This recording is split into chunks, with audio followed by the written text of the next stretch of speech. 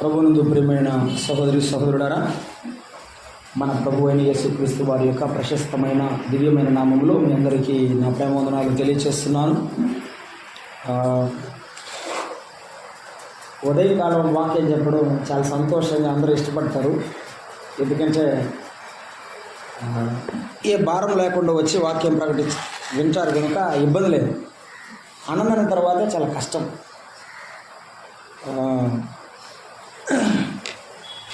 దైవజనులు పాల్గాంధీ గారు చెప్తుంటాడయ్యా, రెప్ప పోట్లాడుకునేటప్పుడు నాకు వాక్యం ఇస్తారయ్యా అని. ఇప్పుడు తిన్న తర్వాత కళ్ళు మూతలు పడే మాట ఖాయమే. ఆ రెండు రెప్పలు పోట్లాడుకుంటూ ఉంటాయి అన్నమాట.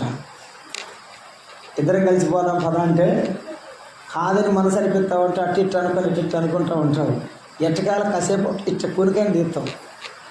కానీ ఆ సమయమే కానీ దేవుని యొక్క ఆత్మకు అప్పగించుకున్నప్పుడు సమస్తం సాధ్యమవుతుంది. అల్పుడును నిష్ప్రయోజకుడును నన్ను మరి ప్రేమించినటువంటి ఇక్కడున్న స్థానిక సంఘాలు, చుట్టుపక్కల ఉన్న సంఘాలలో ప్రియులు, పెద్దలు, పరిశుద్ధులు అందరికీ కూడా విశేషంగా పెద్దలు ప్రకాశ్రావు గారికి ప్రేమ వందనాలు తెలియజేస్తున్నాను. మీ మధ్య సహవాసం చేయడానికి మొదటిసారి గోదావరి జిల్లాల వైపు రావడానికి ప్రభు సహాయం చేశారు. నిన్నటి దినాన మరి బిడ్డలు బాప్తిసం పొందిన వారి కొరకు తప్పకుండా మనం అందరం కూడా ప్రార్థన చేయాలి. మా వ్యక్తిగత జీవితంలో మేము ప్రార్థన చేస్తాం. మీరు కూడా మా కొరకు జ్ఞాపకం చేసుకోవాలని ప్రేమతో తెలియచేస్తున్నాను. అయితే దేవుడి దాసులు నిన్నటి దినం నుంచి నాకు స్లోగా ఒక మాట చెప్తున్నారు. నేను ఒక ధ్యానంలో ఉన్నాను కాబట్టి ఈరోజు ముగింపులోకి వస్తున్నాం కాబట్టి నేను అది గుర్తు చేస్తాను. అయ్యా మీరు సాక్ష్యం చెప్పి వాక్యం చెప్పండి అని నిన్నే చెప్పాను. కానీ నేను సిమియోను గురించి ఇక్కడ పూర్తిగా అందించాలని ప్రార్థన చేసి మనసు నిశ్చయంతో వచ్చాను. అందువల్ల ఈరోజు ముగింపు వర్తమానంలో ఆఖరి 2 మాటలు ముగింపు ఉన్నాయి. వాటిని ముగిద్దాం. ముగించక ముందు నేను ఎలా ప్రభువుని నమ్ముకున్నానో మీతో పంచుకోవాలని ఇష్టపడుతున్నాను. దేవుని వాక్యం చదువుకొని చిన్న ప్రార్థన చేసుకుందాం. లూకాసు వార్త 2వ అధ్యాయము 34-35 వచనాలను మనం చదువుకుందాం. సిమియోను వారిని దీవించి, ఇదిగో అనేక హృదయాలోచనలు బయలుపడినట్లు ఇశ్రాయేలులో అనేకులు పరుటకును తిరిగి లేచుటకును వివాదాస్పదమైన గుర్తుగా ఈయన నియమింపబడి ఉన్నాడు. మరియు నీ హృదయంలోనికి ఒక ఖడ్గము దూసుకుపోవునని ఆయన తల్లి అయిన మరియతో చెప్పాను. ప్రార్థన చేద్దాం. ప్రేమగల ప్రియ ప్రభువా, స్తోత్రార్హుడా, మీకు వందనాలు చెల్లిస్తున్నాం. మీ అతి శ్రేష్టమైన నామమును బట్టి మీకు వందనాలు.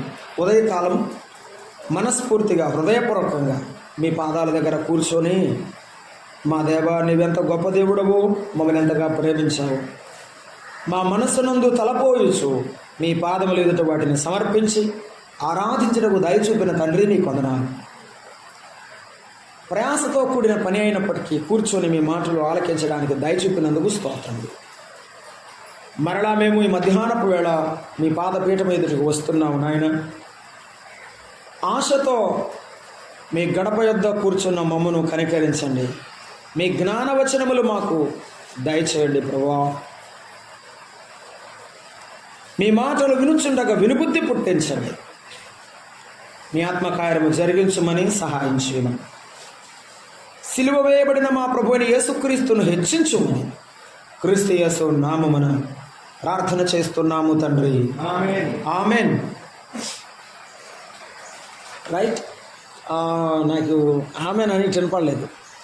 ఇక నుండి ఎప్పుడైనా ఎవరైనా ఆమెన్ అని చెప్తే ఆమెన్ అని చెప్పాలి. ప్రార్థన చేసేటప్పుడు స్పష్టంగా చేయాలి. స్తుతులు చెల్లించేటప్పుడు స్పష్టంగా ఉండాలి. వినకపోతే ఆమెన్ అని చెప్పలేము. కాబట్టి గుర్తుపెట్టుకోండి. పొద్దున కొంతమంది నాకు వినపడలేదు, అప్పటికి తలకాయ నేను ఎలా అంటున్నాను, నాకు వినపడి దేవుని ట్రై చేస్తాం. ఎందుకంటే ప్రార్థన వినకుండా ఆమెను అనకూడదు. ఎందుకంటే అది అబద్ధం. ఏం వినకుండా ఆమెను ఎట్ట అవునుగాక అని అర్థం ఆమెనంటే కదా. ఏం వినకుండా ఎట్ట అంటావు మరి అన్నావంటే నువ్వు కూడా అబద్ధం చెప్తున్నట్టు కదా. అలా అనకూడదు అనమాట. మనం అనకూడదు. మనం అనకుండా ఉండాలంటే ఎదురు వాళ్ళు గట్టిగా చేయాలన్నమాట. కాబట్టి స్తుతులు చెల్లించేవాళ్ళు గట్టిగా చెల్లించండి. ప్రార్థన చేసేవాళ్ళు గట్టిగా చెప్పండి. చెప్పేటప్పుడు ఆమెనని గట్టిగా చెప్పాలి. చిన్నపిల్లలకి, తెలియని పిల్లలకు కూడా ఇంకా చెప్పాలి. అందరూ కూడా అలా గట్టిగా చెప్పండి. ఓకేనా? రైట్. లూకాసు వార్త 2వ అధ్యాయంలో మనము సిమియోను జీవితంలో ఉన్న సుగుణములను ఆలోచన చేస్తున్నాం. ఆయన సుగుణశీలి. ఎందువల్ల అంటే యెరూషలేములో ఉండి యెహోవా సమాధానం అనే పేరు కలిగిన యెరూషలేములో సమాధానంతో బ్రతికాడు. నీతిమంతుడుగా బ్రతికాడు. నీతిమంతుడని పిలువబడ్డాడు. ఆ నీతిగల మనుష్యుడు దినదినము తన మనసును నొప్పించుకొనొచ్చు తప్పించుకోలేక అక్కడే బ్రతికిన లోతు వలె నష్టపోలేదు, కానీ కష్టపడి బాధపడి ప్రభువు కొరకు ఎదురు చూశాడు. నీతిమంతుడుగా బ్రతికాడు. భక్తిపరుడని పేరు పొందాడు. పేరు మనం చెప్పుకోవడం కాదు, ఇతరుల ద్వారా చెప్పబడ్డ ముఖ్యం. పరిశుద్ధాత్ముడు దైవ గ్రంథంలో రాసి ఉంచాడు. ఏమంటే సిమియోను భక్తిపరుడు, నీతిమంతుడు అని చెప్పాడు. సిమియోను యొక్క సుగుణాలు తాను పొందిన ఆస్తిపాస్తుల్లో కానీ, అంతస్తుల్లో కానీ, లేకపోతే తాను సంపాదించిన దేనిలో లేవు, కానీ తన జీవితంలో ఉన్నాయి. ఓ మంచి గుణం అనేది జీవితంలో వచ్చేది. అది మనము దేని ద్వారా సంపాదించలేము, మన జీవితం ద్వారా సంపాదించాలి.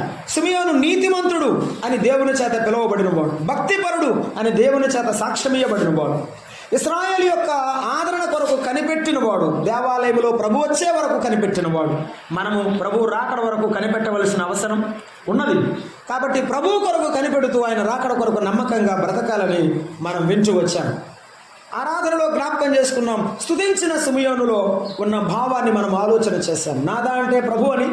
మన ప్రభు ఎవరో మనం గుర్తించుకోవాలి. ఆయన ప్రభుత్వానికి మనం అంగీకరించాలి. ఆయన ప్రభుత్వాన్ని మనం కొనియాడాలి. అదేవిధముగా అన్యజనులకు వెలుగుగా ఉన్న ప్రభువు ఇశ్రాయేలుకు మహిమగా ఉన్నవాడు. మనము అన్యజనుడుగా ఉన్నప్పుడు దేవుడు మనలను వెలిగించాడు అని, మార్చబడిన ఇశ్రాయేలుగా దేవుని పిల్లలముగా తీర్చబడినప్పుడు ఆయన మనకు వెలుగు వంటి వాడు, మహిమ వంటి వాడు.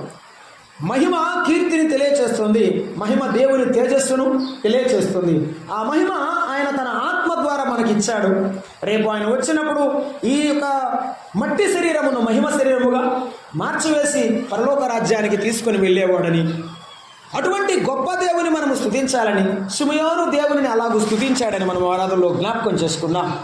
మధ్యాహ్న సమయంలో ఆదరణకర్త కొరకు కనిపెట్టినవాడు అనే విషయంలో మనం జ్ఞాపకం చేసుకున్నది ఏమిటంటే, ఆదరణ కొరకు కనిపెట్టాలి అంటే ఆయన రాకడ కొరకు మనం ఎదురు చూడాలి. సిమియోను ఎదురు చూసినట్టు మనం ఎదురు చూస్తున్న ఆయన రెండవ రాకడ కొరకు ఎదురు చూస్తున్నాం.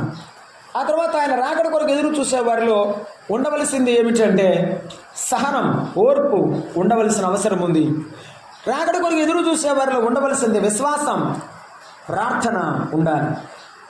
ఈ నిరీక్షణను మనము చేపట్టి గట్టిగా తుదమట్టుకు ఉండాలి అంటే ప్రార్థనా జీవితం ఉండాలి, సహనము కలిగినటువంటి జీవితం ఉండాలి. విశ్వాస సంబంధమైన జీవితం ద్వారా మన నిరీక్షణను మనము కాపాడుకుంటామనే వాస్తవాన్ని ఉదయకాలం మనం ధ్యానం చేశాం. ఈ మధ్యాహ్న సమయంలో మనం చదువుకున్న 2 వచన భాగాల్లో అక్కడ ఉన్నటువంటి మాటలు మనం ఆలోచన చేయాలి. ఏమంటున్నాడు ఆయన? 34వ వచనం, సిమియోను వారిని దీవించి అని చెప్పాడు. వారిని అంటే మరియమ్మను, యోసేపును. Thank you. యేసు ప్రభువును కాదు సుమా, గుర్తించుకోవాలి. అంటే కొంతమంది రాంగ్ ఇంటర్ప్రిటేషన్ అంటారు, తప్పుగా దాన్ని అర్థం చేసుకుంటారు. యోసేపు వారిని సిమియోను వారిని దీవించి అంటే మరియమ్మను, యోసేపును దీవించి, వారిని దీవించి ఏం చెప్పాడు ఆయన? 2వ అధ్యాయం 34లో చెప్పండి. ఇదిగో అనేక హృదయాలోచనలు బయలుపడతాయి. ఎందుకు అక్కడ చెప్తున్నాడు ఆయన? అనేక హృదయాలోచనలు అంటే ఏమి బయలుపడతాయి?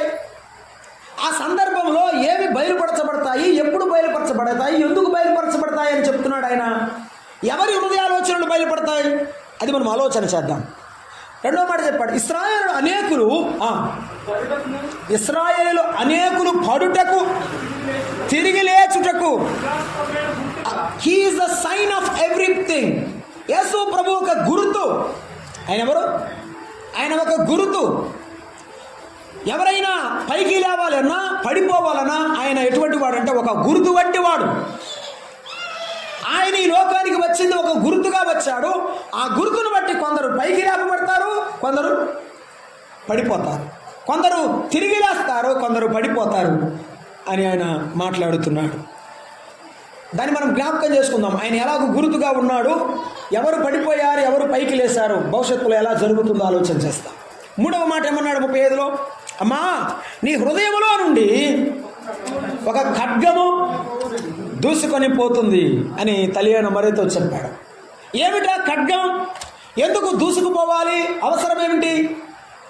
దాని వలన ఆమె నేర్చుకోవాల్సింది ఏమిటి? ఎవరికి అవసరం అది మనం ఆలోచించాలి. ఈ 2 వచనాల్లో ప్రవచించిన సిమియోను జరగబోయేది చెప్తున్నాడు, జరిగేది కాదు, జరిగింది కాదు. మొదటి 25, 26 వచనాలు మనం జ్ఞాపకం చేసుకుంటే, సుగుణశీలి అయిన సిమియోనులో ఆయన నీతిమంతుడుగా భక్తిపరుడుగా కనబడ్డాడని ఆయన లక్షణాలను గురించి 25, 26 వచనాల్లో చెప్పాడు. 27, 28లో స్తుతించిన సిమియోను అని చెప్పాడు. 29, 30 కలిసింది కదా, అక్కడ ప్రకటించిన సిమియోను ఏమని ప్రకటించాడు? అన్యజనులకు రక్షణ, ఇశ్రాయేలులకు మహిమ కలుగుతుందని ప్రకటించాడు. 33, 34, 35 వచనాల్లో మాట్లాడినప్పుడు వారు ఆశ్చర్యపోయారు అన్నాడు 34 వచనంలో. 34, 35 వచనాల్లో కలిపి ఏం చెప్పాడు? ప్రవచించిన సిమియోను. ఈరోజు మనం ధ్యానం చేస్తుంది, ఇప్పుడు ధ్యానం చేయబోయే అంశం ఏమిటంటే ప్రవచించిన సిమియోను. ప్రవచించి వారు ఎవరు? ప్రవక్తలు, అంతే కదా. అలా చూడబాకండి, భయం వేసింది. బ్రహ్మజ్ఞానం కలిగిన వాడు బ్రాహ్మణుడు, అది అందరికీ తెలిసింది లోకంలో. అలాగే ప్రవచనము చెప్పువాడు ప్రవక్త. ప్రవక్త మనకు చాలా తెలుసు కదా, క్షత్రియుడు, క్షత్రపదము నుండి బాధింపబడుచు ఉన్నవాడిని రక్షించేవాడు క్షత్రియుడు అంటే రాజు.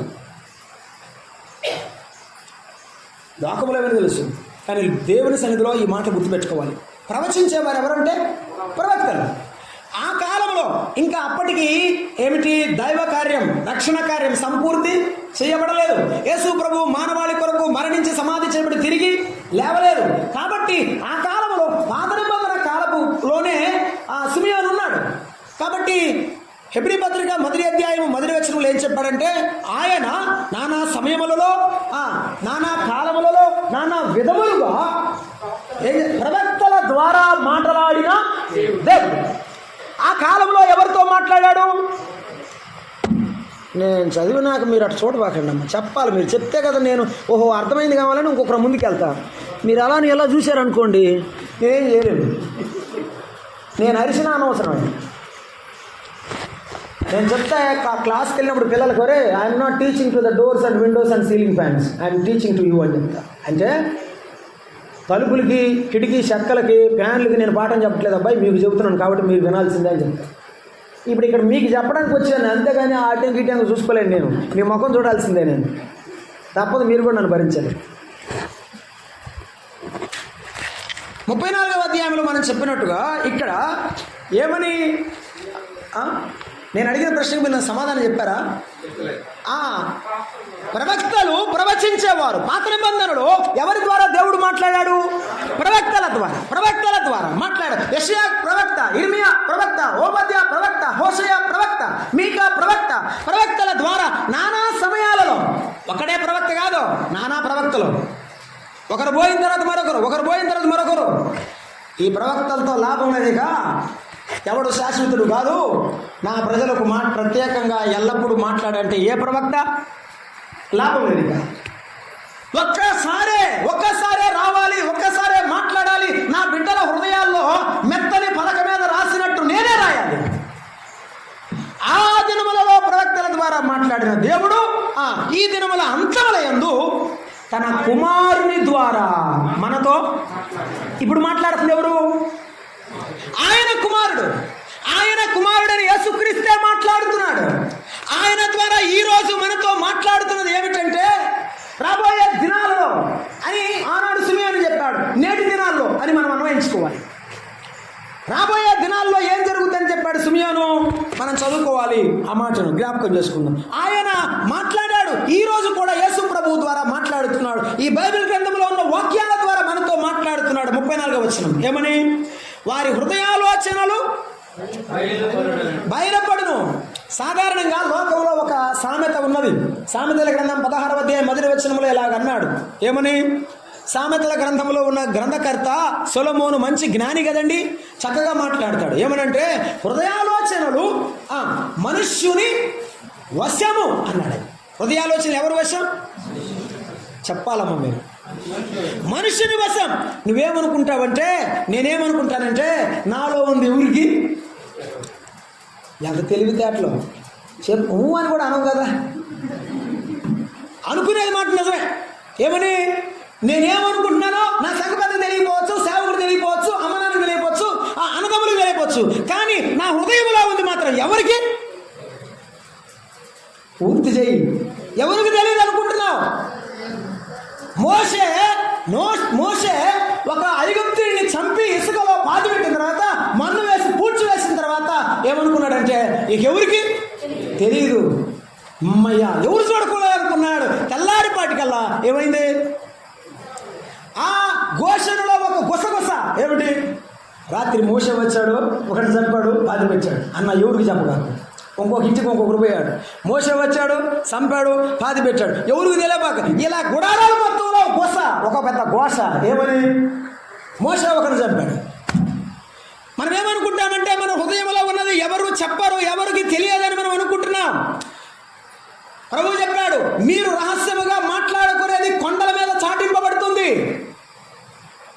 ఆ మాటనే ఇక్కడ చెప్తున్నాడు సిమియోను. ఏమని? అనేక హృదయాలోచనలు బయటపడతాయి. ఆయన వచ్చినప్పుడు అనేక హృదయాలోచనలు బయటపడతాయి. ఆయనకి ఏది మరుగు లేదు, ఆయనకు దాపరికం లేదు. ప్రియులారా, మత్తయి సువార్తలో ప్రభువు చెప్పిన మాట జ్ఞాపకం చేసుకుందాం. చూడండి, 10వ అధ్యాయం 20వ వచనం. మత్తయి సువార్త 10వ అధ్యాయం 20వ వచనం. ఆయన దగ్గర ఏది మరుగు కాదు, అది మనము గుర్తుంచుకోవాలి. అందుకని మనము దేవునికి దాయలేము, దాచలేము. గుర్తుంచుకుందాం. 10వ అధ్యాయము 26వ వచనం. కాబట్టి మీరు వారికి భయపడకుండా లోకముల వారికి భయపడద్దని చెప్పండి. మరుగైనది ఏది? అది గుర్తుపెట్టుకో. రహస్యమైనది ఏది తెలియబడకపోదు. జాగ్రత్త. వెలుగులో చెప్పబడుతుంది అంతే. చెవులలో చెప్పి ఎవరికి తెలియదు అనుకున్నారేమో బయటకు తగ్గిస్తాడు యేసయ్య. ఒక చోట ప్రభు అన్నాడు, కన్నులు నిర్మించిన వాడు కానకుండునా, చెవులు నిర్మించిన వాడు వినకుండునా. నీకేనా చెవులుందా? ఆయనకి లేవా? నీకేనా కళ్ళుందా? ఆయనకి లేవా? పరలోకము నుండి తొంగి చూస్తున్నాడు. ఏమి చేస్తున్నావో, ఏమి మాట్లాడుతున్నావో, ఎలాంటి పాపమును చేస్తూ దేవునికి తెలియాలనుకున్నావు, ఏదో ఒకరోజు బయటికి తెస్తాడు. సుమా, యెషయా గ్రంథం 1వ అధ్యాయం 2వ అన్నాడు, ఆకాశమా ఆలకించు. ఎందుకు? ఆకాశానికి చెవులు ఉన్నాయా? ఉన్నాయి. మరి బైబిల్ చెప్తుంది, నేను నమ్ముతున్నాను అంతే. ఆకాశమా ఆలకించము, భూమి చెవియొగ్గుము. హగ్గయి గ్రంథంలో చెప్పాడు, గోడలలో రాళ్లు మర్ర పెడుతున్నాయట. ఏమని? అయ్యా రానాయన ఈ భూమి మీద పాపాన్ని తీసేయమని. దేవుడు వాటికి చెవులనిచ్చాడు, దేవుడు వాటికి నోరునిచ్చాడు. అసలు గాడిదకి నోరిచ్చాడు కదా యేసయ్య. ఇస్తాడు ఆయన అవసరమైతే దేనికైనా. చేపకు చెప్పాడు ఏమని? నా భక్తుడిని మింగమని, తర్వాత బయటపడేమని. వింటున్నాయంతే. నువ్వు వింటావా లేదా తెలియదు నాకు, కానీ యేసయ్య వినాలనే మాట్లాడుతున్నాడు. ఏదైనా బయలుపరిచే దేవుడు. ఇశ్రాయేలును గురించి ఏం బయలుపరుస్తాడు ఆయన? అది మనం ఆలోచించాలి. నీ గురించి నా గురించి కూడా ఆయన బయలుపరిచేవాడు. ఆయన దగ్గర మరుగైనది ఏది లేదు. లూకాసు వార్త 12:2 చెప్పాడు, రహస్యమైనది ఏది లేదు అన్నాడు. ఏమి లేదు. ఒకవేళ నువ్వు రహస్యంగా ఏది చేసినా కూడా అది కూడా బయలుపరచబడుతుంది. అది కూడా బయలుపరచబడుతుంది. ఇంకొక మాట చదువుకుందాం. కొరింథీయులకు రాసిన మొదటి పత్రిక 4వ అధ్యాయం 5వ వచనం చదువుతారా? మొదటి కొరింథీ పత్రిక 4వ అధ్యాయము 5వ వచనం. కాబట్టి సమయం రాక వరకు గుర్తుంచుకోమ్మా. సమయం రాక ముంచు అంటే నువ్వు నేను జరిపే వరకు అనుకోబాకు. కింద అంటున్నాడు ఆయన, అనగా ప్రభు వచ్చే వరకు దేనిని గురించి తీర్పు తీర్చకుడి. ఎందుకు? ఒక ఆయన ఉన్నాడు కదా, న్యాయాధిపతి, నీతి గల న్యాయాధిపతి. ఆయన తీర్పు తీరుస్తాడు. తీర్పు తీర్చకుడి. ఆయన అంధకారమందరి రహస్యములు అన్నాడు. చీకటిలో, అంధకారం అంటే ఏంటి? చీకటి. అంధకారమంది రహస్యములను వెలుగులోనికి తెచ్చి, చదువు, హృదయములలోని ఆలోచనను బయలుపరుస్తాడు. అమ్మ, నేను ఒక మాట గుర్తు చేస్తాను, మీకు తెలియదని కాదు, గుర్తు చేస్తాను. ఎన్ని ఆజ్ఞలు ఇచ్చాడు పాత నిబంధనలో? అటు చూడబాకమ్మా, 10 అని చెప్పమ్మా. 10 ఇచ్చాడు. ఏమిచ్చాడు? 10 ఇచ్చాడు. మొదటి ఆజ్ఞ, నీ దేవుడైన యెహోవాను నేను తప్ప వేరొక దేవుడు నీకు ఉండకూడదు. నువ్వు అసలు చేసుకోకూడదు. కాబట్టి చేసుకోవట్లేదయ్యా, నేను నమ్ముకున్నాను, అయిపోయింది. చేసుకుంటే కనపడేది కాబట్టి చేసుకోవట్లేదు, అయిపోయింది. నీవు అబద్ధం చెప్పకూడదు, ఆడితే కనపడదు కాబట్టి ఆడట్లేదు. దొంగతనం చేయకూడదు, దొంగతనం చేస్తే కనపడదు కాబట్టి చేయట్లేదు. వ్యభిచారం చేస్తే కనపడదు కాబట్టి చేయడం లేదు. నరహత్య చేస్తే కనపడదు కాబట్టి చేయడం లేదు. ఇలా అన్ని ఆజ్ఞలు ఉన్నాయి. కానీ నాకు ఒకటి 20వ అధ్యాయం నిర్గమాకాండంలో ఒకటి మాత్రం చిత్రంగా కనపడింది. అదేంటో మనం చూద్దాం రండి. నిర్గమాకాండం 20వ అధ్యాయం, నిర్గమాకాండం 20వ అధ్యాయం, ఆ మాట చదవండి. నిర్గమాకాండం 20వ అధ్యాయము 17వ వచనం.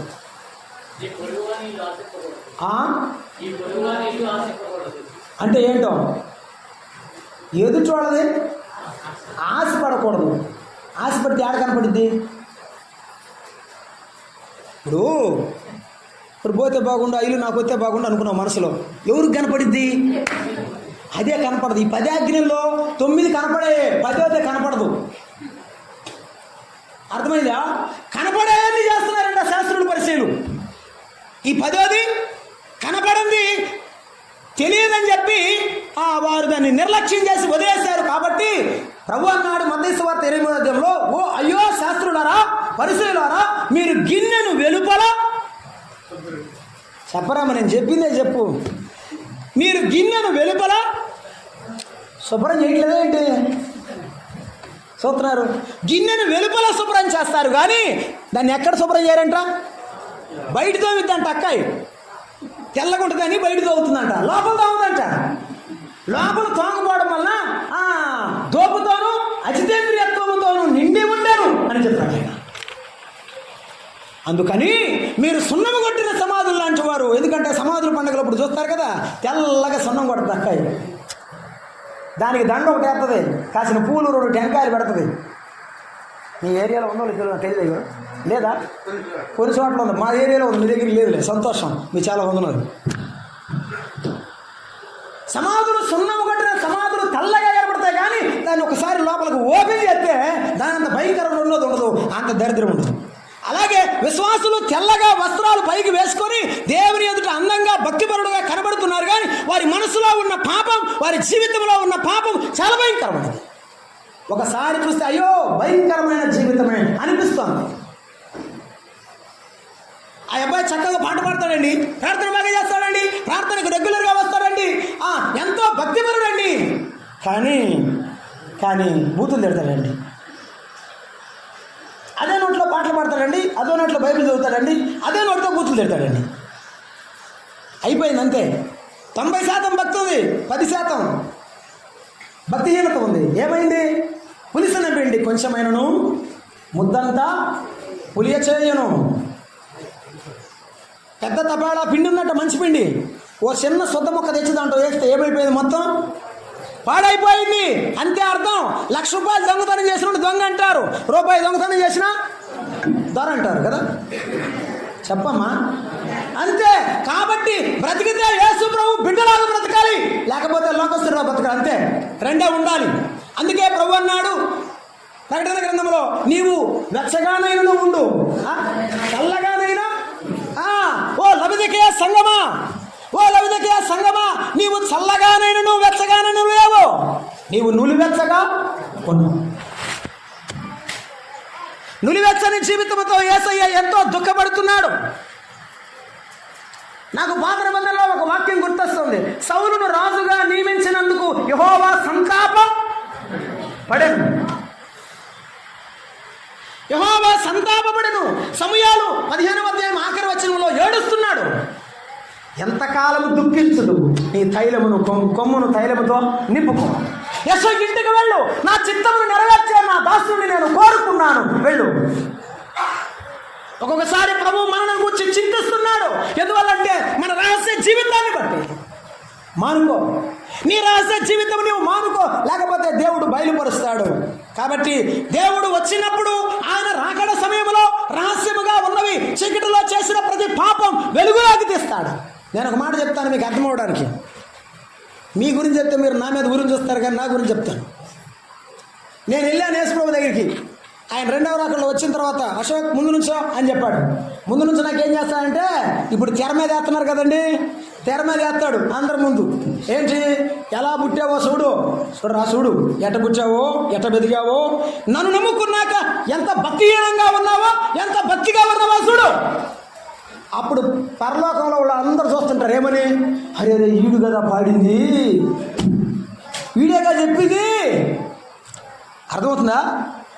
ఇట్టున్నాడా అనుకుంటాడు. పాత నిబంధన భక్తులు, క్రొత్త నిబంధన భక్తులు అందరూ ఉండి చూస్తుంటారు. అప్పుడు నువ్వు ఎంత మంచివాడో చూస్తారు, నేను ఎంత మంచివాడో చూస్తారు.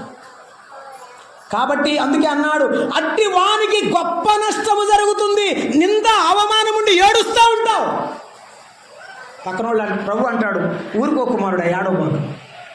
అయ్యో నా జీవితంలో యేసయ్య కొరకు నేనేం చేయలేకపోయానే, నేను ప్రయాసపడిందంతా అక్కడే వదిలిపెట్టి వచ్చానే, నా ప్రభువు కోసం కొంత అయినా తేలేకపోయానే అని బాధపడతావు. అప్పుడు ప్రకటన గ్రంథం 14వ అధ్యాయంలో చెప్పాడు, నీతిమంతులంట వారు తమ ప్రయాసములు 14:14 వారు తమ ప్రయాసములు మాని వారు నెమ్మది విశ్రాంతిని పొందుతారు, కానీ వారి క్రియలు వారి వెంట పోవు. నీవు చేసిన మంచి పనులే నీ వెంట వస్తాయి. ఈ రోజున ప్రపంచంలో గాంధీ గారిని పొగడిన మనిషి లేడు. ఎందుకు? అట్టగా చూస్తావు, నేనే చెబుతా. గాంధీ గారి గురించి నువ్వే తెలుసు కదా. గాంధీ గారి గురించి అందరూ పొగుడుతూ ఉంటారు. ఎందుకు? మంచివాడని. ఆడు చేసిన మంచి పనులు కనపడుతున్నాయి. అలాగైతే విశ్వాస జీవితంలో నీవు విశ్వాసముగా బ్రతికిన జీవితం అంతా యేసయ్యకు తెలుసు. కాబట్టి ఆయన తీర్పులోనికి తెస్తాడని భయపడి జాగ్రత్తగా బ్రతుకు, వెలుగులోకి తెస్తాడని జాగ్రత్తగా బ్రతుకు. 2వ కొరింథీ పత్రిక 5వ అధ్యాయం 10వ వచనం చదువుకున్నానండి. నేనేం చేస్తాడు? నీతిగల న్యాయాధిపతి వస్తాడు మన కొరకు. 2వ కొరింథీ పత్రిక 5. ఎందుకనగా తాను జరిగించిన క్రియల చొప్పున అవి మంచివైనా సరే చెడ్డవైనను సరే దేహముతో నేను ఏ పాపము చేశామో దానంతటిని కూడా ప్రతి వాడు పొందినట్లు మనమందరమును క్రీస్తు న్యాయపీఠము ఎదుట ప్రత్యక్షము కావాలి. అక్కడ నిన్నేమంటాడో నాకు తెలియదు, నన్నేమంటాడో నాకే తెలుసు. మన జీవితాలను బట్టి బడా నమ్మకమైన మంచి దాసుడా, ఈ కొంచెములో నమ్మకముగా ఉంచివి గనుక అనేకమైన వాటిని నేను నియమిస్తానంటాడా? సోమరివైన చెడ్డదాసుడా అంటాడా? రే నాకు తెలుసు, చాలామంది వింటున్నాను, సంఘాలు చూస్తున్నాను కాబట్టి చెబుతున్నానండి. ఒక వరం ఉంటుంది వాళ్ళకి. ఆ ఒక వరాన్ని బట్టి ఏమంటారంటే, యేసయ్య నాకు ఎంత తెలియగలడు అసలు చెప్పలేదమ్మా. యేసయ్య నాకు ఒకటే ఎందుకు ఇచ్చాడు? ఆ బ్రదర్ అన్నీ ఆడతాడు, అది చెప్తాడు, అన్ని చేస్తాడు, నాకు దేవుడు ఎందుకు ఒకటే ఇచ్చాడు? నాకు రాదులే బ్రదర్ అంటుంటాడు అనమాట. ఎందుకంటే ఆ ఉపమానం చదివేటప్పుడు నాకు అర్థమైంది. ప్రభు అన్నాడు, నీకెన్ని ఇచ్చాను రా? ఒకటి ఇచ్చావయ్యా. ఏం చేశా? అది కూడా చెప్పవా? ఒకటి పాతి పెట్టావు. నీకు ఒకటి ఇస్తేనే పాతి పెట్టావు, 5 ఇస్తే ఏం చేస్తా? 5 పాతి పెడతావు. అందుకని ఇవ్వలేదు. ముందు ఒకటి సరిగా పడితే ఇంకో 2 ఇస్తాను, 2 ఆడితే 3 ఇస్తాను, 3 ఆడితే 5 అవుతాయి. అసలు నువ్వు ఒకటే పాతి పెట్టేవాడు అయితే నీకు 2 ఉపయోగంగా ఉంది, 10 ఉపయోగంగా ఉంది. అర్థమైందా? ఇప్పుడు నీకు అర్థమైందా? ఎందుకు కొంతమంది కొన్ని మాత్రమే చేయగలరు, అన్ని ఎందుకు చేయలేరు? సమర్పణ లేదు, అప్పగించుకునే తత్వం లేదు, దేవుని కొరకు తమను తాము వ్యయం చేసుకునే మనసు లేదు. అందువల్ల కాదు, దేవుని న్యాయపీఠం ఎదుట మనం ఉంచోవాలి. జాగ్రత్త, మన శరీరం జాగ్రత్త, మన జీవితం జాగ్రత్త. దేవుడు వెలుగులోనికి తెచ్చే నీవు నిందతో అవమానంతో శిరస్సు వంచుకుంటావు. గుర్తుంచుకో, ఆయన వచ్చినప్పుడు బయలుపడేది సంఘానికి. అది అయితే లోకంలో ప్రభు చెప్పాడు కదా, ఎందుకు ఇశ్రాయేలుడికి ఏం బయలుపరచబడిద్ది అది కదా మనము, అది టాపిక్. కానీ మనకు మనం అప్లికేషన్ ఇప్పటివరకు చెప్పుకున్నాం. మన ప్రభు వస్తే మన జీవితాన్ని బయట చూపిస్తాడు, అందరికి తెలుస్తుంది. మెప్పు అయితే మెప్పిస్తాడు, లేకపోతే తప్పు అయితే ప్రభువుకు దండిస్తాడు. అది అయితే ఇశ్రాయేలులకు ఎందుకు ఆయన అభ్యంతరంగా ఉంటాడు? ఇశ్రాయేలులకు ఆయన ఎందుకు ఒక గుర్తుగా ఉంటాడు? ఆలోచన చేద్దాం. చూడండి, యెషయా గ్రంథం 8వ అధ్యాయము 14-15 వచ్చిన. యెషయా గ్రంథము 8వ అధ్యాయము 14-15 వచ్చిన. అయితే ఆయన ఇశ్రాయేలు యొక్క 2 కుటుంబములకు తగులు రాయిగా. ఇక్కడ ఒకసారి అయ్యా, ఇశ్రాయేలీలు అంటే 2 కుటుంబాలంట. ఎవరు ఇశ్రాయేలీలు? 2 కుటుంబాలు ఉన్నాయా? Thank you. ఇశ్రాయేలులో యూదా జాతి ఆయన చెప్పాడు, ఇశ్రాయేలు నాకు ఇష్టమైన వనం, యూదా జాతి నాకు ఇష్టమైన ప్రజలు. యెషయా గ్రంథం 6వ అధ్యాయంలో ఆ మాట చెప్పాడు. ఇశ్రాయేలు జాతి ద్రాక్ష తోటంట, యూదా ఏమో ఆయనకి ఇష్టమైన వనమట. దాంట్లో సరే, ఇక్కడ 2 కుటుంబాలని చెప్పబడింది. ఏంటంటే యూదా జాతి ఒకరు, మిగిలిన 10 గోత్రాల వారు అందరూ ఒకటి. ఆయన ఈ 2 కుటుంబాలుగా ఆయన వర్ణిస్తున్నాడు అక్కడ. చెప్పండి, 2 కుటుంబాలకు చెప్పండి. తగులు రాయి, అభ్యంతరము కలిగించు బండగా ఉండును, యెరూషలేము నివాసులకు బోనుగా ఉండును, సిక్కు వలగా ఉండును అన్నాడు. అక్కడ ఆగుదాం. యేసు ప్రభు ఈ లోకంలో జన్మించిన తర్వాత ఆయన అనేకులను చేరదీస్తున్నాడు. కుష్ఠవారిని బాగు చేస్తున్నాడు, కుంటివారిని బాగు చేస్తున్నాడు కదా. ఆయన బాగు చేసుకుంటూ వెళుతూ ఉండగా, ఆయన వాక్యమును, సువార్త, రాజ్య సువార్తను ప్రకటిస్తూ ఉండగా, ఆయనను వ్యతిరేకించిన వారెవరు? మీరు చెప్పాలి. ఇప్పటిక శాస్త్రులు, పరిసయ్యులు. వారు ఎక్కడి నుంచి వచ్చారు? వారు ఆళ్ళోలేగా, ఇశ్రాయేలు జాతిలో వారే కదా, యూదా జాతిలోనే వారే కదా. వారే ఆయన నమ్మలేదు. ఆయన వారికి ఇప్పుడు ఎలా ఉన్నాడట? ఒక రాయిగా ఉన్నాడు, ఒక బండగా ఉన్నాడు, అడ్డు బండ, అడ్డు రాయిగా ఉన్నాడు. వారు ఏమంటారంటే, మేము మోషే శిష్యులము, నువ్వెవరువయ్యా అంటారు యేసయ్యను. అంటే ఏమిటి? యేసయ్యను దేవుడుగా ఒప్పుకోరు. యేసయ్య నిలబడితే ఆయన మాట్లాడుతున్న మాటలకు సమాధానం చెప్పడానికి వారి దగ్గర లేదు. వారికి పెద్ద కొరకరాని కొయ్యలాగా ఉన్నాడు ఆయన. వారు అంటారు, ఏమిటయ్యా నువ్వు అబ్రహాము కంటే ముందున్నావా? అబ్రహాము కంటే గొప్పవాడువా అంటే ప్రభు అన్నాడు, అబ్రహాము కంటే గొప్పవాడు ఇక్కడ ఉన్నాడు. అబ్రహాము కంటే గొప్పవాడు ఇక్కడ ఉన్నాడు. మనము దైవ సన్నిధిలో ఉండగా ఇశ్రాయేలు జాతి అడ్డపడుతూ వచ్చింది. ఎందుకంటే ఆయనను దేవుడుగా ఒప్పుకోక. ఈరోజు ఈ మాటలు వింటున్న నీవు అర్థం చేసుకో. ఆనాడు యూదా జాతి యేసుప్రభు దేవుడని ఒప్పుకోలేదు. ఈనేటి దినాల్లో అన్ని దినాల్లో కొందరు కూడా యేసుప్రభు దేవుడని ఒప్పుకోవడం లేదు. ఏమనిపిస్తుందంటే, నువ్వు బైబిల్ పట్టుకుని వచ్చేటప్పుడు కూడా యేసుప్రభు దేవుడు అనగానే కొంతమందికి చాలా కోపంగా ఉంటుంది. ఇప్పటికీ కూడా ఇశ్రాయేలు దేశమైనా, అన్య జాతుల దేశమైనా, ఏ దేశమైనా యేసుప్రభు దేవుడు అంటే కొంతమందికి ఇష్టం ఉండదు. అందుకే వారికి ఆయన అడ్డుబండగా కనపడుతున్నాడు, రాయిగా కనపడుతున్నాడు. అయితే గుర్తుంచుకో, ప్రభువు చెప్పాడు లూకాసు వార్త 20వ అధ్యాయం 18వ వచనంలో ఏమని? ఈ రాయి జాగ్రత్త, ఈ రాయితో జాగ్రత్త. ఈ రాయినట ఇశ్రాయేలు జాతి వారట తృణీకరించారట. ఏం చేశారు వాళ్ళు? తృణీకరించారు. ఈ త్రోసివేయబడిన, తృణీకరించబడిన ఈ రాయి తలకు మూలరాయి. ఇదే పునాది రాయి, ఇదే మూలరాయి. సంఘాన్ని ప్రారంభించిన పునాది రాయి, సంఘాన్ని ముగించి రేపు పరలోకములో వధువైన సంఘాన్ని తీసుకుని వెళ్ళే శిరసైన రాయి యేసుప్రభువే. అయితే ఈ రాయితో జాగ్రత్తగా ఉండాలి ఎవరైనా, అందరైనా. చదవండి 20:18 లూకాసు వార్త 20:18. ఏ రాతి మీద? యేసు ప్రభు మీద. కూర్చో. యేసు ప్రభు మీద పడబాకు. ఎప్పుడు కొంతమంది ఆయన మీద పడటానికి ప్రయత్నం చేస్తున్నారు. పడబాకు, మంచిది కాదు నీకు. నీరో చక్రవర్తి పడ్డాడు, లేడిక. ఆయన మీద పడ్డవాడు ఎవడు లేవడిక. ఆయన మీద పడి, ఆయన పిల్లల మీద పడి హింసించడానికి, శ్రమ పెట్టడానికి, ఆయన నామాన్ని అవమానపరచడానికి చేసేవాడు ఏమవుతాడు? ఈ రాయి మీద పడి చదువు. ప్రతివాడు తునకలైపోతాడు. ఇది దేవుని వాక్యం. ఆయనను ఎదిరించేవాడు, ఆయనను కాదని ధిక్కరించేవాడు. నాకు 35 సంవత్సరాల వయసు ఉంది, నాకు ఇశ్రాయేలు జాతి అధికారం ఉంది, ఇదిగో వారు రాసిచ్చిన తాకీదు పత్రాలు ఉన్నాయి, ఇక యేసయ్య బిడ్డలు ఎక్కడ ఉంటారో చూస్తాను, యేసయ్య దేవుడు అసలు ఈ ఇశ్రాయేలు జాతిలో కనబడకుండా చేస్తానని ఒకడు గుర్రం మీద బయలుదేరాడు. ఏమయ్యాడు? దమస్కు రోడ్డు మార్గములో, రహదారి మార్గంలో తీక్షణమైన దైవ తేజస్సు ఎదుట ఏమైపోయాడు? పడిపోయాడు. కళ్ళు కాను రాకుండా పడిపోయాడు. నీవేళ నా మునికోరలకు ఎదురు తన్నుతున్నావు, నీవేళ నన్ను హింసించుతున్నావు. మునికోరలకు ఎదురు తన్నుట కష్టం, నీవు నాకు ఎదురు రావడం నీ కష్టం. అయ్యా అయ్యా, నీ వెలుగు ఎదుటే నేను నిలబడలేకపోయానే, నువ్వు వస్తే ఏమైపోతాను? అసలు నువ్వు ఎవరువయ్యా, నీవెవడవు ప్రభువా అని అడిగాను. నేనెవరిని నీవు హింసించుచున్నా? ఆనాడే గుండె పగిలింది, ప్రభువుకు అప్పగించుకున్నాడు, ప్రభువు కొరకు అతసాక్షిగా బతికాడు. ఆయన మీద పడేవారు, ఆయనను హింసించాలి, ఆయన బిడ్డలను హింసించాలనే వారిని ఎవరిని ఆయన ఉపేక్షించేవాడు కాదు.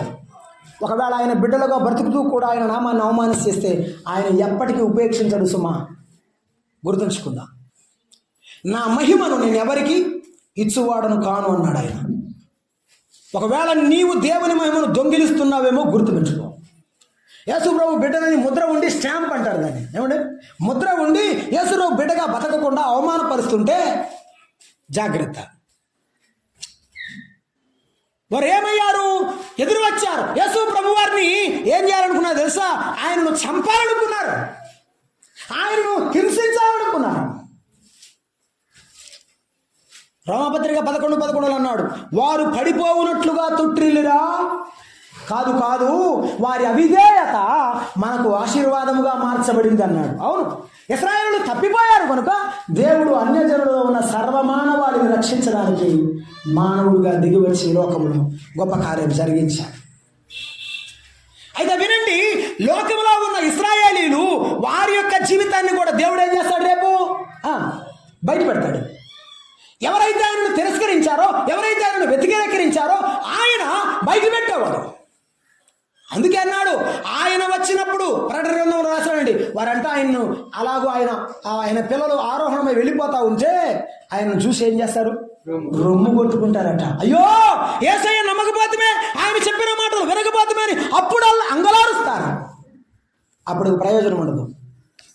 కాబట్టి యేసు ప్రభువుతో ఉండేటువంటి మనము జాగ్రత్త కలిగి ఉంటాం. ఆయన అనేకులను విషయాలను బయలుపరిచేవాడు. రెండవ మాట మనం చూస్తున్నాము, ఏమని? 34 వచనం, అనేకులు పడుటకును తిరిగి లేచుటకును వివాదాస్పదమైన గుర్తులు.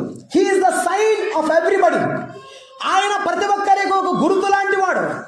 ఏమిటా గుర్తు? చదువుదాం చూడండి. యెషయా గ్రంథం 7వ అధ్యాయం 14 వచనం. యెషయా గ్రంథం 7వ అధ్యాయం 14 వచనాన్ని చదవండి. ఏమి కాబట్టి ప్రభు ఒక సూచన, ఒక గుర్తు చెప్తాడు ఆయన. ఏమని? ఏం గుర్తది? ఆలకించుడి, కన్యక గర్భవతి అయి కుమారుని కని ఇమ్మానుయేలు అని పేరు పెడతారు. యేసయ్య ఒక ప్రపంచానికి, ఈ లోకంలో ఉన్న జనాంగాలకు ఆయన గుర్తు వంటివాడు. ఆయనే ఒక గుర్తు. ఆయన చెప్పాడు, భూమి మీద నేను సమాధానం ఇవ్వడానికి వచ్చిందని మీరు తలంచుకున్నారా? సమాధానం కాదు, నేను మీ మధ్య అగ్ని వేయ వచ్చింది. ఎందుకు? ఒక ఇంటిలోనే ఒకరు నమ్మిన వారు, ఒకరు నమ్మని వారు. భర్త నమ్మితే భార్య నమ్మలేదు, భార్య నమ్మితే భర్త నమ్మలేదు, భార్య భర్త నమ్మితే పీడలు నమ్మలేదు. ఒకరు దేవుని ఆరాధిస్తే ఒకరు వ్యతిరేకించేవారు, ఒకరు దేవుని కొరకు పైకి రేగిస్తే పాడైన జీవితాలు కట్టుకుంటే బాగుపరుచుకుంటే కొంతమంది దేవుని వ్యతిరేకిస్తూ పాడైపోతున్నవారు. కొందరు తిరిగి లేచేవారు, కొందరు పడిపోయేవారు. నీవెవరో ఆలోచన చేయి. యేసయ్యను చూసి నీవు కట్టుకుంటున్నావా? యేసయ్యను చూసి నీ జీవితాన్ని పాడు చేసుకుంటున్నావా? ప్రభు ఒక సందర్భంలో అన్నాడు, ఈ బండ మీద తన ఇల్లు కట్టుకోను బుద్ధిమంతుడు అలా. ఏ బండ ఇది? క్రీస్తు యేసు అనే బండ. ఈ బండ మీద ఇల్లు కట్టుకో. ఎవరి మీద కట్టుకున్నా అనవసరం. ఎవరి మీద కట్టుకున్నా నీ జీవితం అంతే.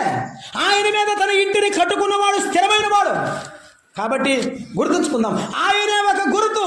ఆయనను నిదానంగా చూసిన ఇశ్రాయేలీలు ఆ పాము కాటు నుండి ఏమైంది? ఆ సర్పము కాటు నుండి రక్షింపబడటానికి ఇత్తడి సర్పాన్ని పైకెత్తినప్పుడు మోషే వారు దాన్ని నిదానించి చూసి బ్రతికారు. యేసయ్య వైపు నిదానించి చూసి ఆయన యందు విశ్వాసం ఉంచువాడు బ్రతుకుతాడు. ఆయన యందు విశ్వాసం ఉంచువాడు తన జీవితాన్ని బాగు చేసుకుంటాడు. ఎంతో మంది తాగుబోతులు మార్చబడ్డారు, వ్యభిచారులు మార్చబడ్డారు, జూదగాళ్ళు మార్చబడ్డారు. యేసు ప్రభు నమ్ముకొని ఆయన వైపు తిరిగిన వారు బాగుపడ్డారు.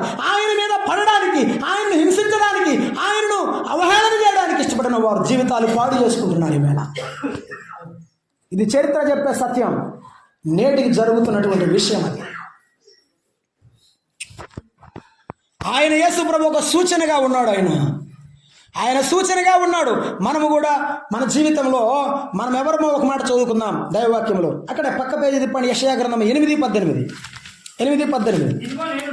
ఇదిగో నేను యెహోవా నాకు ఇచ్చిన పిల్లలు సియోను కొండ మీద నివసించు సైన్యములకు అధిపతిగా యెహోవా వలన సూచనలుగాను మహత్కార్యములుగాను ఇశ్రాయేలు మధ్య ఉన్నాము అన్నాడు యెషయా భక్తుడు. అలాగే వినండి, ఒకటి యేసు ప్రభు సర్వలోకానికి ఒక గుర్తు. ఆయన చూసినప్పుడల్లా ఆయన రక్షకుడు అనే ఒక గుర్తు, ఆయన సమాధాన కారకుడు అనే గుర్తు. నమ్మిన వారికి సమాధాన కారకుడు, నమ్మని వారికి అడ్డుబండ అడ్డురాయి. రెండవది యేసుక్రీస్తు ప్రభువు ఇంకొక శ్రేష్టమైన మాట యెషయా భక్తుడు చెప్తున్నాడు. ఏమనంటే, నేను నా పిల్లలు ప్రపంచానికి ఒక గుర్తు, సూచనగా ఉన్నామన్నాడు కదా. సూచన అంటే గుర్తు అని అర్థం. అంటే నమ్మిన దేవుని పిల్లలు ప్రపంచానికి ఒక గుర్తు. ఏమని? వీరు యేసు ప్రభువుని నమ్ముకున్న క్రైస్తవులు, వీరు దేవుని నమ్ముకున్న పిల్లలని ఒక గుర్తు. నువ్వు బజారులో బైబిల్ పట్టుకుని వెళ్తుంటే గుర్తుగా ఉన్నావా? చూశారంటండి, ఒకప్పుడు తాగుబోతుగా ఉన్నాడు, మారాడు. ఇప్పుడు యేసు ప్రభు బిడ్డగా మార్చబడ్డాడు. అబ్బో భయంకరమైన దొంగండి, వ్యభిచారండి, మార్చివేయబడ్డాడు. యేసయ్య మార్చాడు, వారి జీవితం మారిపోయింది. ఇప్పుడు అనేకులకు ఎంతో బాసనగా నిలబడ్డాడు, ఎంతో సమాజ సేవ చేస్తున్నాడు. ఎంత మంచి దేవుడు అండి యేసయ్య. మనుషులను మార్చే దేవుడు ఆయన, స్థితిగతులను మార్చేవాడు ఆయన. ఇటీవల ముఖేష్ అంబానీ గారు చెన్నైలో కొన్ని బహుమతి ప్రధానోత్సవాలు రిలయన్స్ తరఫున చేస్తున్నాడు. ఆయన అందరినీ పిలుస్తున్నాడు, సమాజ సేవ చేసిన వారికి బహుమతులు ఇస్తున్నాడు. ఆయన అక్కడ స్టేజ్ మీదకి ఒక యవనస్తుడు వచ్చాడు, బాగా దిట్టంగా ఉన్నాడు, నల్లగా ఉన్నాడు. ఆయన మైక్ ఇచ్చారు ఆయనకు. బాబు మీరు చెప్పండి, వాళ్ళు ఇంగ్లీష్లో చెప్తున్నారు, నేను తెలుగులో చెప్తున్నాను. బాబు మీరు చెప్పండి, మీరు ఇలా మంచి సేవా కార్యక్రమాలు చేయడానికి గల కారణం ఏమిటని అడిగారు. ఆయన చేసిన సేవా కార్యక్రమం ఏమిటంటే, రోడ్ల మీద చనిపోయేటువంటి అనాథ శవాలు ఉంటాయి కదండి, ఎవరు పట్టించుకోరు, మున్సిపాలిటీ కూడా పట్టించుకోరు. అట్లాంటి శవాల్ని తీసుకొచ్చి తన సొంత ఖర్చులతో ఆ ఆటోలో, అతనికి ఆటో రాజా అని పేరు, ఆయనకి రాజు ఆయన పేరు, ఆ ఆటోలో తీసుకెళ్ళి వాళ్ళని దహనం చేయడమో పూజ చేయడమో చేసేస్తుంటాడు.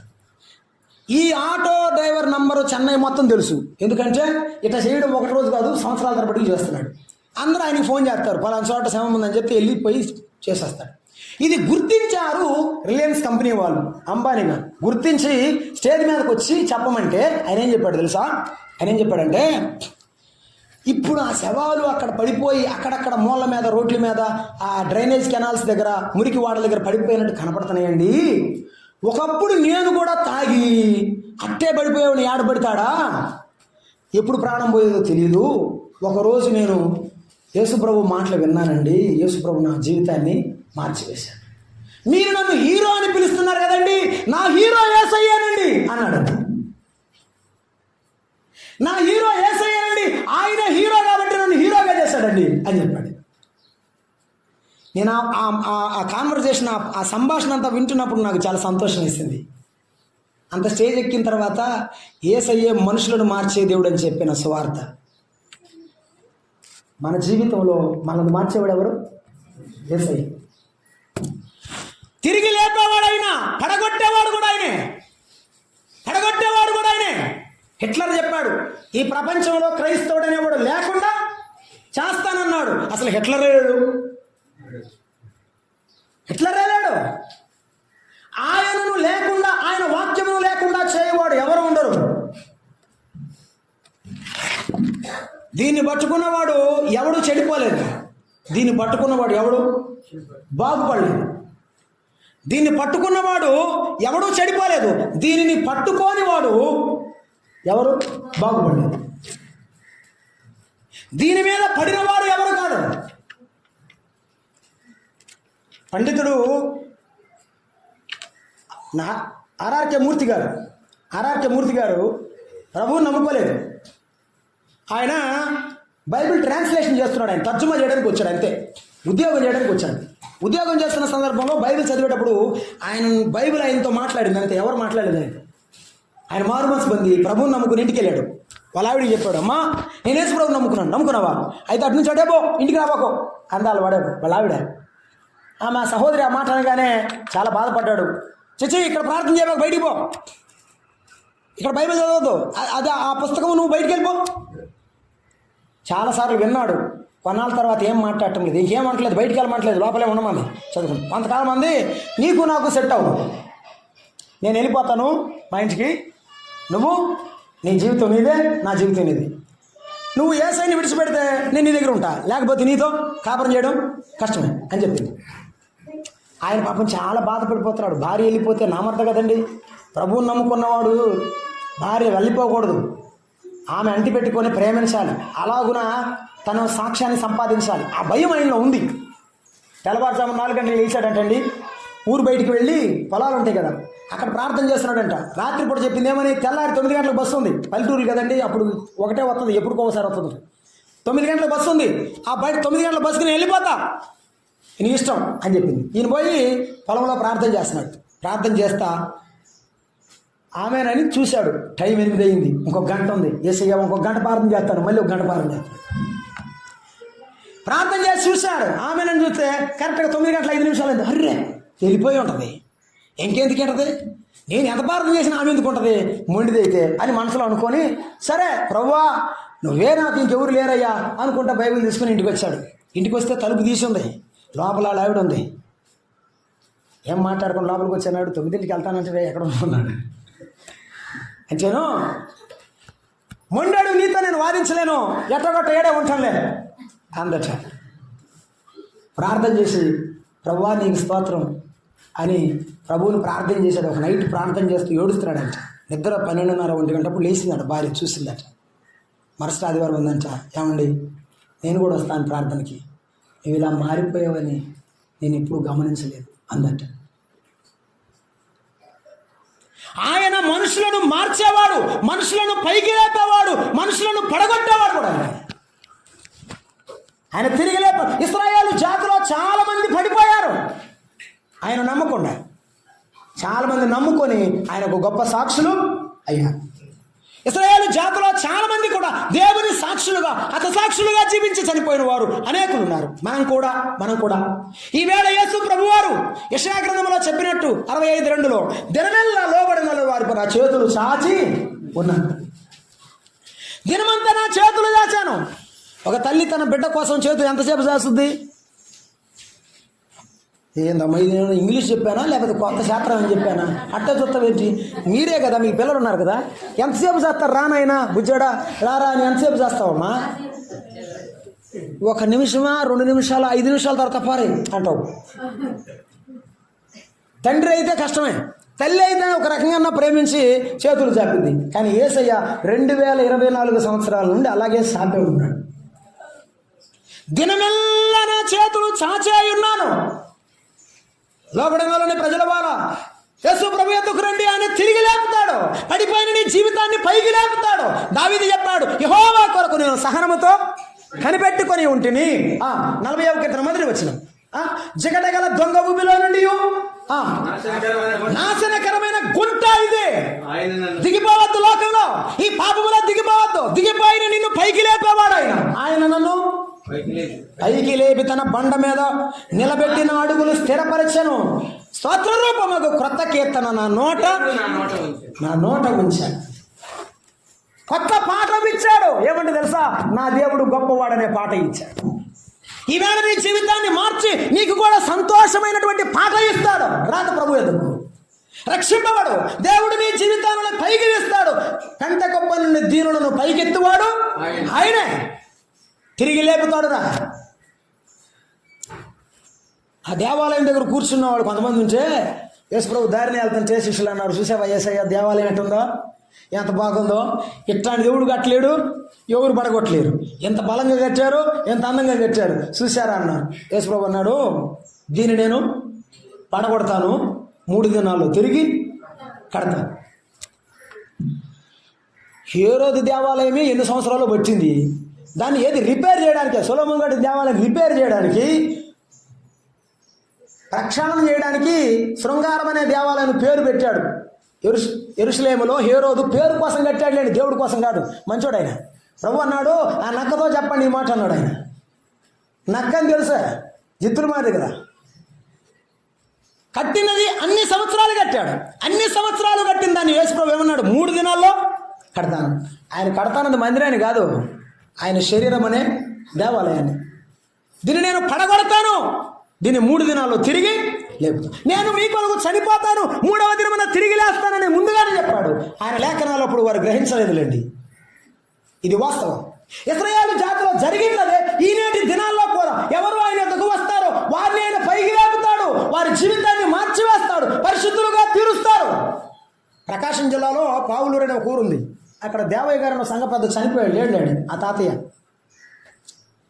ప్రభువుని నమ్ముకొని సేవ చేస్తుంటే ఆయన ఒక ఉత్తరం రాశాడు ఒక ఆయనకి.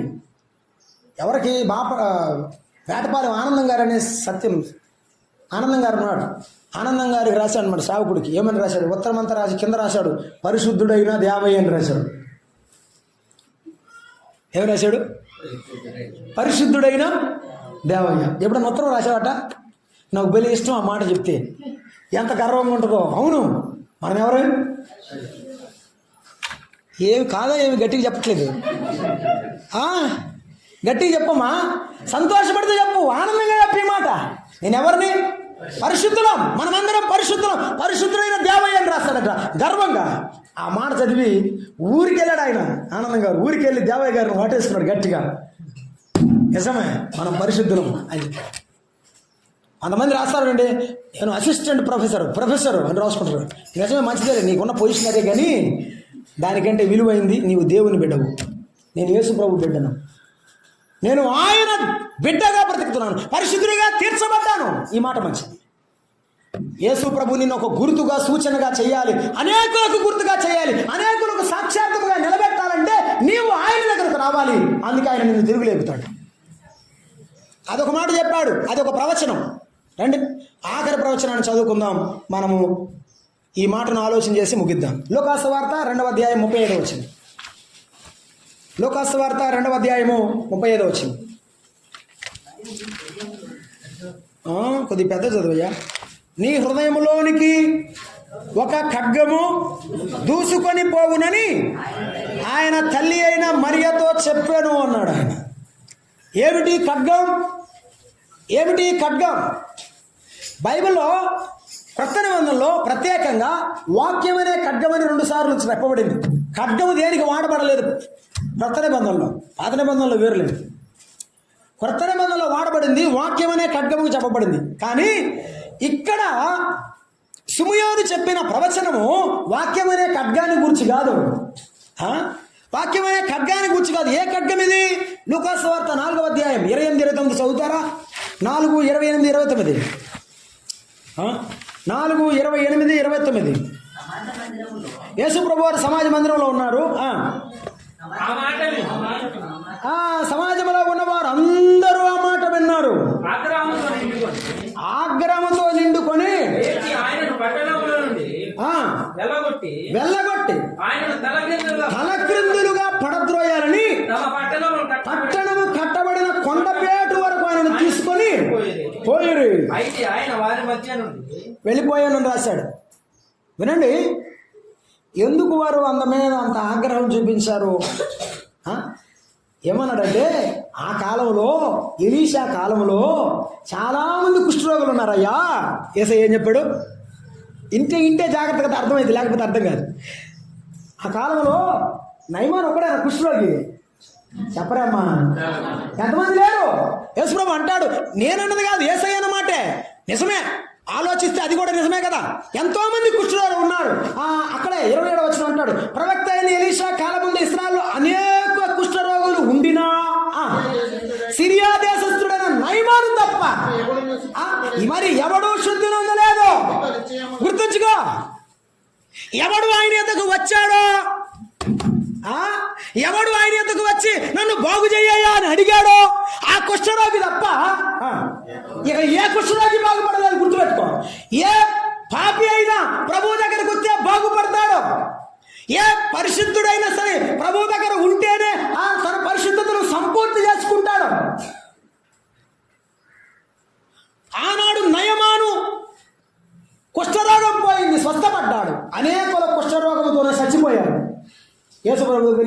రాలేదు అనగానే పళ్ళు పటపట ఉరికి కోపం వచ్చింది వాళ్ళకి. ఎందుకు అంటే నీ దగ్గరికి వస్తేనే ఉందా, ఆయనకి నేను ఎక్కడికైనా పోతే రాదా, అది మరి పాపం.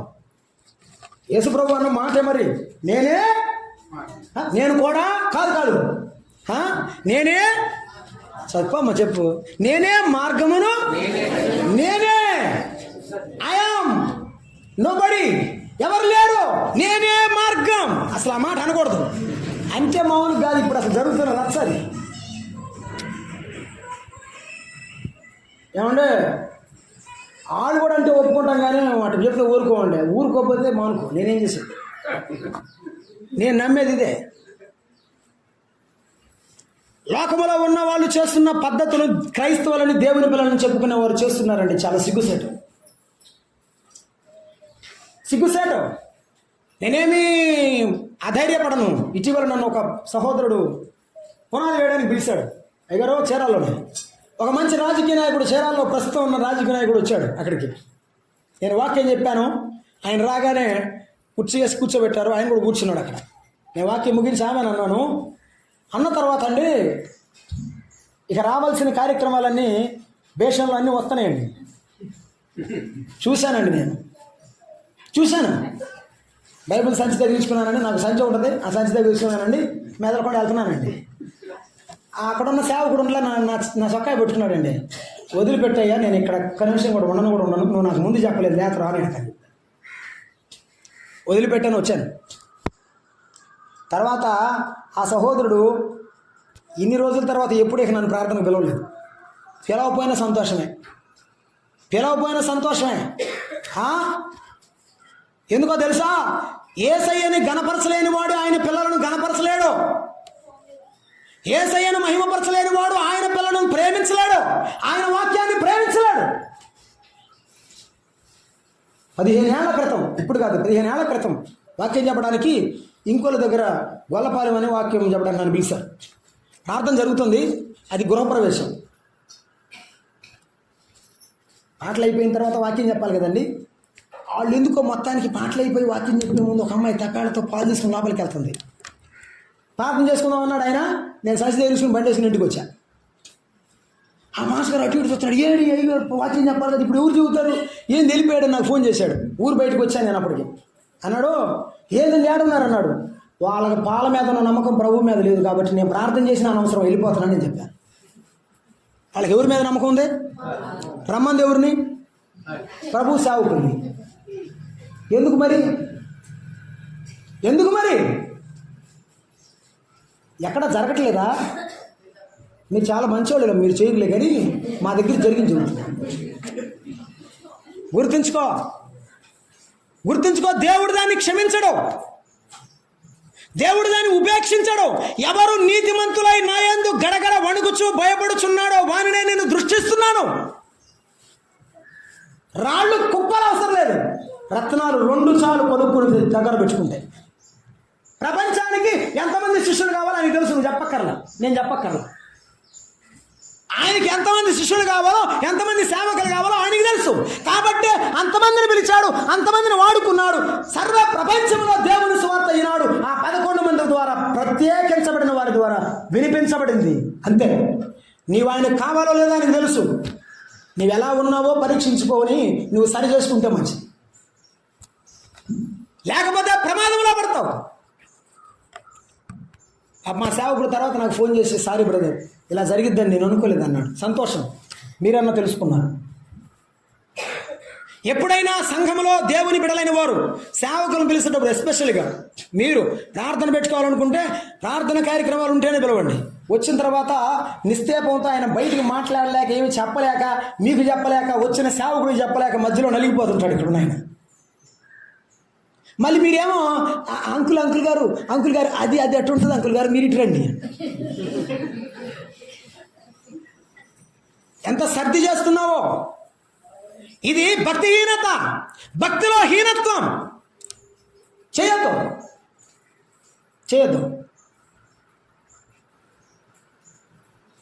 దేవునిలో ఉన్నటువంటి భక్తి చెడిపోకుండా కాపాడుకుందాం. వారి హృదయంలో ఎందుకు వాకు దూరిపోతుందని చెప్పాడంటే ఆయన మీద పడేవారు వస్తారు, ఆయనను కత్తులు తీసుకొని గుదియలు తీసుకొని పట్టుకునేవారు వస్తారు. ఆయన యొద్దకు వస్తారు, కత్తులతో గుదిలతో పట్టుకొని వస్తారు. ముందుగానే సిమియోను ఎరిగి చెప్తున్నాడు, అమ్మా నీ హృదయంలోనికి బాగు దూరిపోద్ది. ఏ కుమారుడు కొరకు కన్నీరు గాచావో, ఏ కుమారుడు కొరకు నీవు నిందపడ్డావో, ఏ కుమారుడు కొరకు నీవు హింసపడ్డావో, బాధపడ్డావో, ఇంత కష్టము పడ్డావో, అదే కుమారుడి హృదయంలో బాగు దూరిపోబోతుంది. అమ్మా గుర్తుంచుకో. ఆ సిలువలో ఉన్న యేసయ్య వైపు చూసిన తల్లి గుండె పగిలింది. తన హృదయంలో ఉన్నటువంటి వేదన అంతా ఆమె చూసినది. యేసు ప్రభు వారి అంతా సిలువ దగ్గర కొంతమంది శిష్యులు తప్ప ఎవరు లేరు. ఆమె కూడా ఉన్నది, వారితో తల్లి అయిన మరియ కూడా ఉన్నది. ఆ బాగు దూరిపోతుంటే ఒక దుష్టుడు ఈటను గుర్చినప్పుడు నీరును రక్తమును ఆఖరి బొచ్చు వరకు యేసు ప్రభు వారు చిందించారు. సిమియోను మాటలు గుర్తు తెచ్చుకొని తల్లి కుమిలిపోయి ఏడుస్తూ ఉంది. అవును, నా కుమారుడు సర్వలోకం కొరకు ప్రాణం పెడుతూ తృప్తిపడుతూ ఆనందిస్తాడు.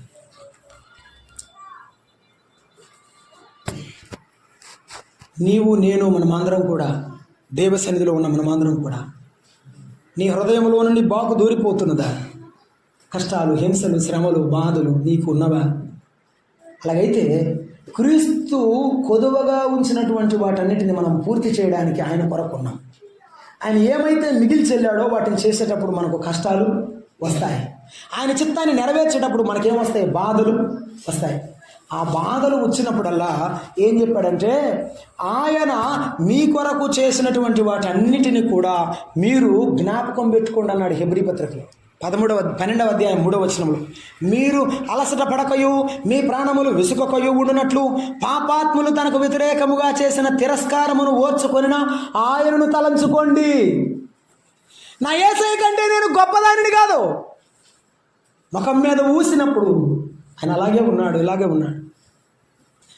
ఆయన శిరస్సు మీద ముళ్ళ కిరీటం పెట్టినప్పుడు ఆయన మౌనంగానే ఉన్నాడు. ఆయన 3 బ్రేకుల మధ్య వేలాడం తీస్తూ ఆ దారిని పోయేవారు తలలోస్తూ మాట్లాడారట. ఏమని? 3 దినములలో దేవాలయమును పడగొట్టి తిరిగి కట్టేవాడా, నీవు ఇప్పుడు సిలువను దిగితే మేము దేవుని కుమారుడని విశ్వసిస్తామని అవహేళన చేస్తున్నారట. అసలు దొంగలన్నారు. ఏమని? అప్పటిదాకా నిందించినట్టు బైబిల్లో ఉంది. ఎవరు నిందించింది? దొంగలు. ఆ ఎడం వైపున ఉన్నవాడు అన్నాడు, ఎందుకు ఈ బాధ? నువ్వు దేవుని కుమారుడు అయితే నిన్ను నువ్వు రక్షించుకొని మమ్మల్ని కూడా రక్షించవచ్చు కదా అన్నాడు. దొంగలలో దొంగగా ఎంచబడ్డాడు. ఏ పాపము లేనివాడు పాపముగా చేయబడ్డాడు. మనందరి పాపము నిమిత్తమై ఆయన తన హృదయంలోనికి బాగుదూకు ఆనందగా ఆయన ఓర్చుకున్నాడు. మనందరి పాపమును ఆయన భరించాడు. మన కొరకు కలువరి సిలువలో మరణించాడు. అమ్మా, అయ్యా, యేసయ్య కొరకు నీవేం ఓర్చుకుంటున్నావో నాకు తెలియదు. యేసయ్య కొరకు నువ్వెంత కష్టపడుతున్నావో, ప్రయాసపడుతున్నావో నాకు తెలియదు. కానీ యేసయ్య చూస్తున్నాడు. నేను మాట చెప్పి ప్రార్థన చేస్తాను. ఒక సేవకుడు ప్రార్థన చేస్తున్నాడట ఇంట్లో కూర్చొని చేస్తూ, యేసయ్య చూసావా, సంఘంలో వాళ్ళు నన్ను ఎదుగుతున్నారు, ఇంట్లో వాళ్ళు నన్ను ఎదుగుతున్నారు, అసలు బయట పని చేయాలన్నా నాకు ఎంతో శ్రమ ఉంది, ఎవరు సహకరించట్లేదు, ఇంత సేవలో నేను ఎంతో బాధపడుతున్నాను, ఇదిగో అన్నీ నాకే, చెప్పండి, అన్నీ నాకే తగులుతున్నాయి, అన్నీ నాకే గుచ్చుకుంటున్నాయి అని అన్నాడట. అంటే యేసయ్య దగ్గరకు వచ్చి, కుమారుడా గుచ్చుకున్నాయా? అరే అరే, భుజం మీద తగిలింది కుమారుడా, చెయ్యి మీద తగిలింది కుమారుడా అంటే ఈ సేవకుడు తలెత్తి చూశాడంట. తల మీద రక్తం ఉందంట, భుజాల మీద, వీపు మీద అంతా రక్తం ఉందంట.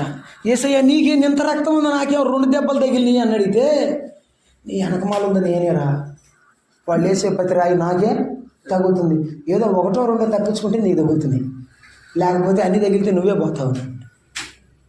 అప్పుడు యేసు ప్రభు పాదాల మీద పడి అన్నాడంట, అయ్యా నన్ను క్షమించు, నువ్వే లేకపోతే ఈ ప్రాణమే లేదు, నీవే లేకపోతే ఈ ప్రాణమే లేదు. అర్థం చేసుకుందా? తల వంచండి, ప్రార్థన చేద్దాం.